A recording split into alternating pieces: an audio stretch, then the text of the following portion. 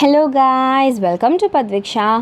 So commerce la pathina unit 2 la we have the chapter 4 that is sole proprietorship.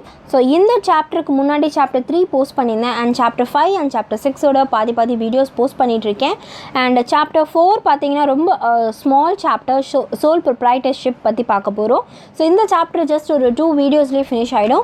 So I'll just try to finish it by today itself. Na iniki potiruken, so innike na அந்த chapter finish பண்றேன் and இதுக்கான separate playlist create பண்ணிருப்பேன். So please do find it. And இந்த லெசனுக்கான book back answers நான் வந்து post பண்ணியிருப்பேன். So இந்த lesson போட்டுட்டு நான் அந்த புக் பேக் ஆன்சர்ஸை போஸ்ட் பண்ணுறேன். So please to find it. And yes, so let's start with the introduction. A business organization is an organization which is engaged in some industrial or commercial activity. It represents an institutional arrangement for carrying on any kind of business activity. It may be owned and controlled by single individual or a group of individuals who have entered into formal or informal agreement to jointly conduct the business. So,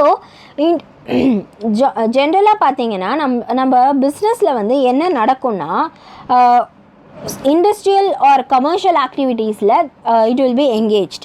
so அந்த மாதிரி ஒரு institution ஒரு arrangement பண்ணி இந்த business activity பண்ணுறாங்கன்னா இது யாராச்சும் ஒருத்தவங்க controlled, it may be controlled and wholly owned by some person, single individual ஒரு குரூப் ஆஃப் இண்டிவிஜுவல்ஸாக இருப்பாங்க. அவங்க ஒரு அக்ரிமெண்ட்டில் வருவாங்க, ஃபார்மல் ஆர் இன்ஃபார்மல் அக்ரிமெண்ட்டில் இந்த மாதிரி பிஸ்னஸை கண்டக்ட் பண்ணலாம் அப்படிங்கிற ஒரு இன்ஃபர்மேஷனில் அவங்க வந்து நிற்பாங்க. அந்த மாதிரி வர்றதுக்கு பேர் தான் business activity. Every business undertaking is a separate and distinct business unit. It has its own identity and separate ownership. It can be distinguished from the other undertakings on the basis of its ownership, management and control. So எல்லா பிஸ்னஸுமே அவங்க தனித்தனி business ஆக்டிவிட்டீஸை பண்ணுவாங்க. எல்லாருமே அவங்க business activities பண்ணுறாங்கன்னா it is wholly செப்பரேட்டாக நடக்கும். அந்த பிஸ்னஸ் ஆக்டிவிட்டி அந்த பிஸ்னஸ் யூனிட்க்கு சம்மந்தப்பட்ட விஷயங்கள் மட்டும்தான் நடக்கும்.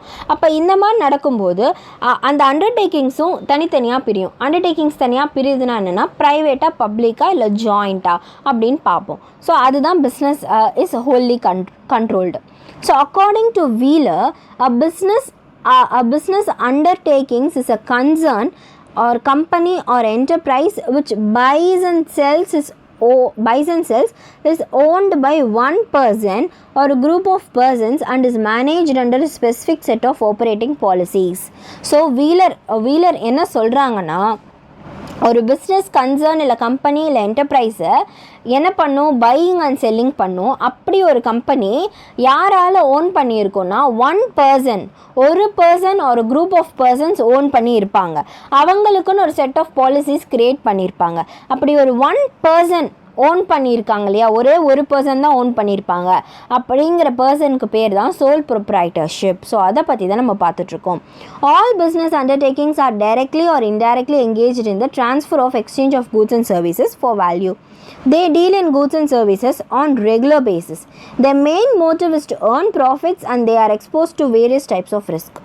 So எல்லா பிஸ்னஸ் அண்டர்டேக்கிங்ஸுமே வந்து டைரெக்டாக இல்லை இன்டைரக்டாக they will transfer for goods and services for மணிக்கு ட்ரான்ஸ்ஃபர் பண்ணி எக்ஸ்சேஞ்ச் பண்ணிட்டு இருப்பாங்க ஒரு வேல்யூக்கு. அப்போது இவங்க எல்லாமே goods and services டீல் பண்ணும்போது அவங்களோட மெயின் மோட்டிவ் என்னவாக இருக்கும், ஏர்னிங் ப்ராஃபிட் தான் மெயின் மோட்டிவாக இருக்கும். அப்போது இதுதான் ரொம்ப இம்பார்ட்டண்ட். அந்த ஏர்னிங் மோட்டிவ் இருக்கிறதுனால ரிஸ்க்கும் நிறைய இருக்கும். ரிஸ்க் இல்லாமல் ஒரு கம்பெனி இருக்கவே இருக்காது. அப்போ ரிஸ்க்கும் நிறைய வந்துகிட்டே இருக்கும். ஸோ அதுதான் இப்போ நம்ம இன்ட்ரடக்ஷனாக பார்த்தோம். இப்போ நம்ம சோல் ட்ரேடிங் பிஸ்னஸ்னால் என்னன்னு பார்க்க போகிறோம். Sole proprietorship is a form of business organization in which an individual introduces his own capital, uses his own skill and intelligence in the management of its affairs, and is solely responsible for the results of its operations. The individual alone may run the business or may obtain the assistance of employees. It is the first stage in the evolution of the forms of organization and is thus the oldest among them. So sole proprietorship businessனா என்னன்னா, அது ஒரு business தான், organisation. வெறும் ஒரே ஒரு individual அவங்க ஒரு individual தான் இருப்பாங்க. அவங்களோட ஓன் கேபிட்டல் இன்ட்ரடியூஸ் பண்ணி அவங்களோட own skills and own management skills, intelligence இது எல்லாமே போட்டு சோல்லி ரெஸ்பான்சிபிள், அந்த கம்பெனிக்கு மொத்த ஆப்ரேஷன்ஸுமே அவங்க ஒரு பர்சன் தான் பண்ணுவாங்க. ஸோ அந்த மாதிரி the individual May alone May run the business. அவங்க ஒருத்தவங்க மட்டுமே தான் பிஸ்னஸை நடத்துவாங்க. அவங்க ஒருத்தவங்க மட்டும்தான் goods and services sale and purchase பண்ணுவாங்க. அவங்க மேபி அசிஸ்டன்ஸ் எம்ப்ளாயீஸை வச்சுக்கலாம். ஸோ வேலைக்கு ஆளுங்களை வச்சுக்கிற மாதிரி அவங்க மேபி வச்சுக்கலாம். அண்ட் இதுதான் ஃபஸ்ட் ஸ்டேஜ். இப்படி தான் ஒரு பிஸ்னஸ் ஃபர்ஸ்ட் ஆரம்பிச்சுது. எவல்யூஷன் ஆஃப் பிஸ்னஸ் எப்படி ஆரம்பிச்சதுன்னு கேட்டால் சோல் ப்ரொப்ரைட்டர்ஷிப் வழியாக தான் ஆரம்பிச்சுது அப்படின்னு சொல்லலாம். ஸோ இது ரொம்ப ஓல்டஸ்ட், ஒரே ஒரு பர்சன் ரன் பண்ணுற மாதிரி பிஸ்னஸ் ரொம்ப ஓல்டஸ்ட் டைப். அண்ட் அதுக்கு பேர் தான் சோல் ப்ரொப்ரைட்டர்ஷிப்.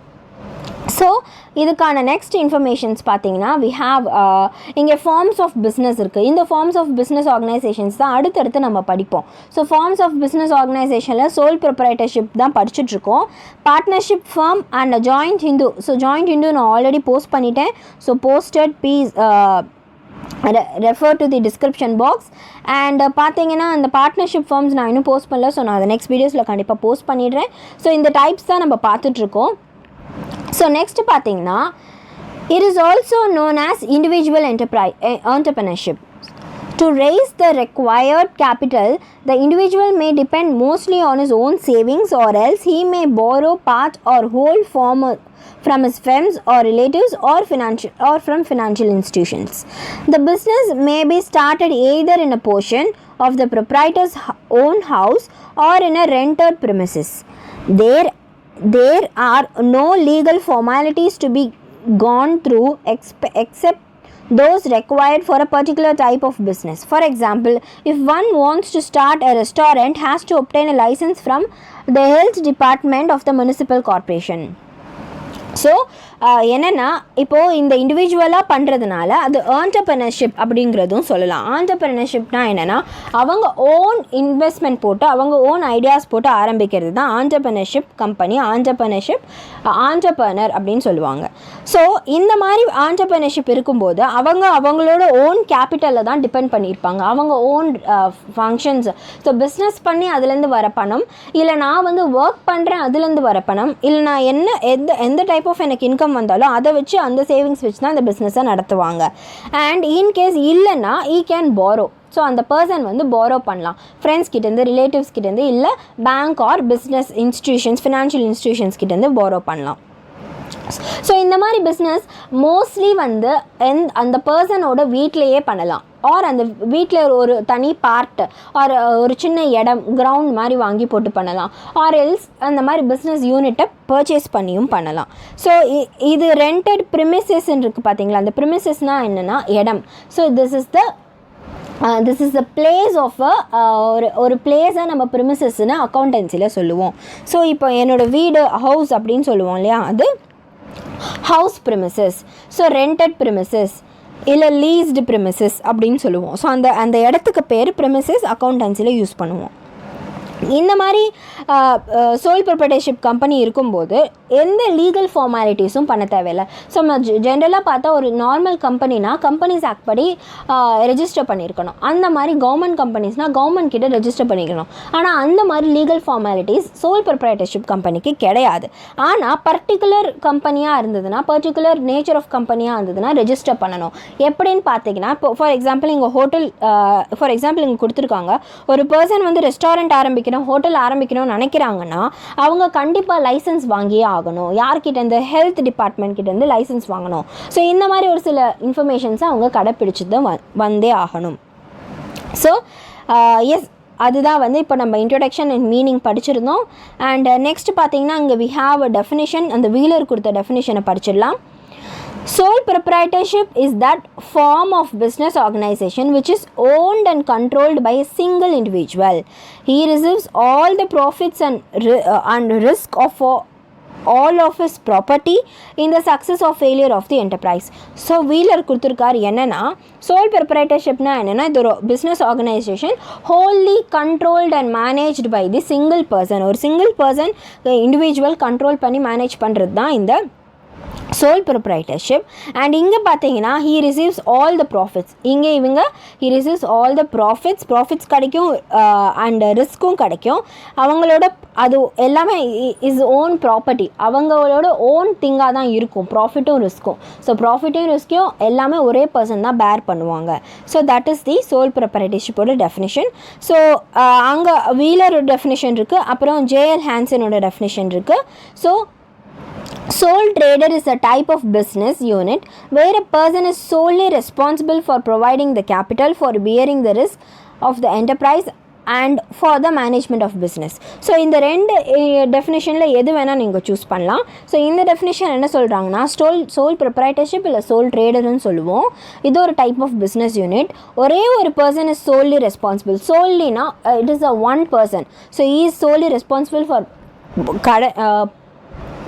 பணம் போடுறதுக்கும், ஸோ முதலீடாக கொண்டு வரதுக்கு, ரிஸ்க்கை பேர் பண்ணுறதுக்கு, ப்ராஃபிட்டை பேர் பண்ணுறதுக்கு, என்டர்பிரைஸை பார்த்துக்கிறதுக்கு, எல்லாமே மேனேஜ் பண்ணுறது எல்லாமே அந்த ஒரு பர்சன் தான் பண்ணுவாங்க.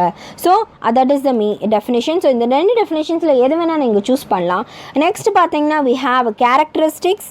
அண்ட் கேரக்டரிஸ்டிக்ஸ்க்கு அப்புறமா வி ஹாவ் இனிமேல் படிக்கிறதுல எல்லாத்துலேயுமே அட்வான்டேஜஸ் அண்ட் டிஸ்அட்வான்டேஜஸ் வரும்.